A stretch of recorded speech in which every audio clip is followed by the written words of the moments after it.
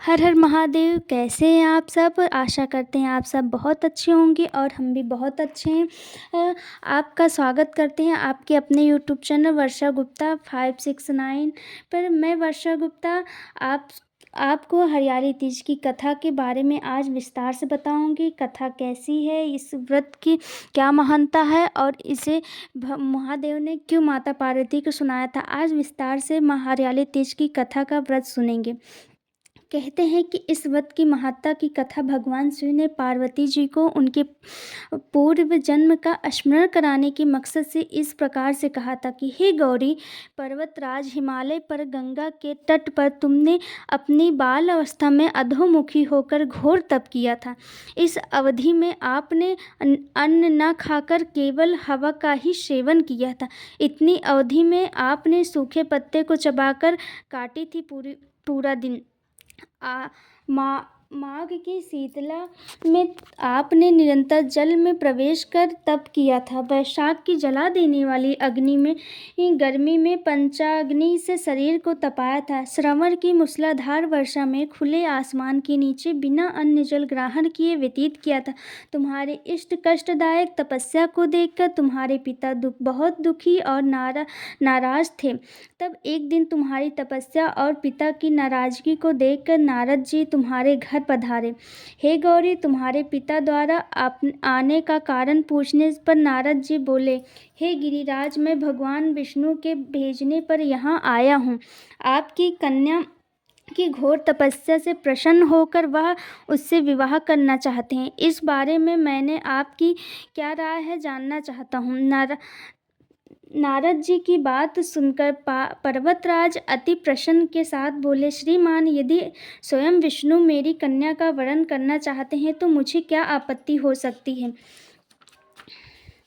हे गौरी, तो वो साक्षात ब्रह्मा है। यह तो हर पिता की इच्छा होती है कि उसकी पुत्री सुख संपदा से युक्त पति के घर की लक्ष्मी बने। नारद जी तुम्हारे पिता की स्वीकृति पाकर विष्णु जी के पास गए और उन्हें विवाह तय होने का समाचार सुनाया।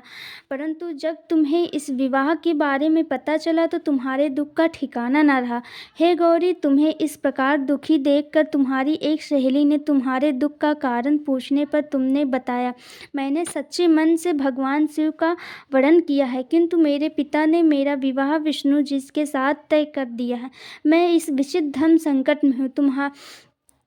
तुम्हारी यह बात सुनकर तुम्हारी सखी कहने लगी कि इसमें धर्म संकट क्या है। आपने अपने पति का वर्ण किया है। उसने कहा, संकट के समय धैर्य को धारण कर लेना चाहिए। मैं तुम्हें घनघोर वन में ले चलती हूँ, जो साधना स्थल भी है, और वहाँ तुम्हारे पिता तुम्हें खोज भी नहीं पाएंगे। मुझे पूर्ण विश्वास है कि ईश्वर अवश्य ही तुम्हारी सहायता करेंगे। तुमने ऐसा ही किया। तुम्हारे पिता तुम्हें घर में ना पाकर बड़े दुखी और चिंतित हुए। वह सोचने लगे कि मैंने तो विष्णु जी से अपनी पुत्री का विवाह तय कर दिया है। यदि भगवान विष्णु बारात लेकर आ गए और कन्या घर पर नहीं मिली तो बहुत अपमान होगा। ऐसा विचार कर पर्वतराज ने चारों ओर तुम्हारी खोज शुरू करवा दी।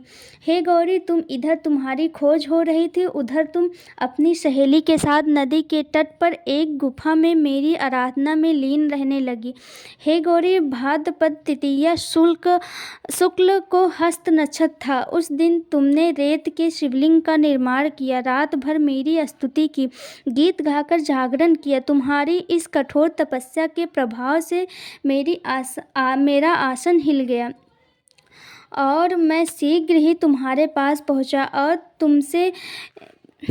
तुमसे वर मांगने को कहा। तब अपनी तपस्या के फलीभूत होकर मुझे अपने समक्ष पाकर तुमने कहा, मैं आपको सच्चे मन से पति के रूप में वरण कर चुकी हूँ। यदि आप सचमुच मेरी तपस्या से प्रसन्न होकर यहाँ पधारे हैं तो मुझे अपनी अर्धांगिनी होने का वर दें।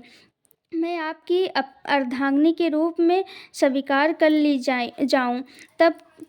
तब महादेव जी ने तथास्तु कहकर कैलाश पर्वत पर लौट गए। प्रातः होते ही तुमने पूजा की समस्त सामग्री नदी में प्रवाहित करके अपनी सखी सहित व्रत का वर्णन किया।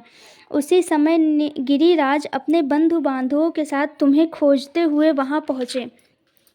तुम्हारी दशा देखकर अत्यंत दुखी हुए और तुम्हारी इस कठोर तपस्या का कारण पूछा। तब तुमने कहा, पिताजी, मैंने अपनी जीवन का अधिकांश वक्त कठोर तपस्या में बिताया है। मेरी इस तपस्या का केवल एक ही उद्देश्य है कि मैं महादेव जी को अपने पति के रूप में प्राप्त करूं। हर हर महादेव। हरियाली तीज की कथा आपको बहुत ही पसंद आई होगी और इस कथा का बहुत ही अच्छा महत्व है। इस कथा को सुनने से सारे दुख और पाप मिट जाते हैं। आशा करती हूँ आपको हमारा चैनल बहुत पसंद आएगा। हर हर महादेव।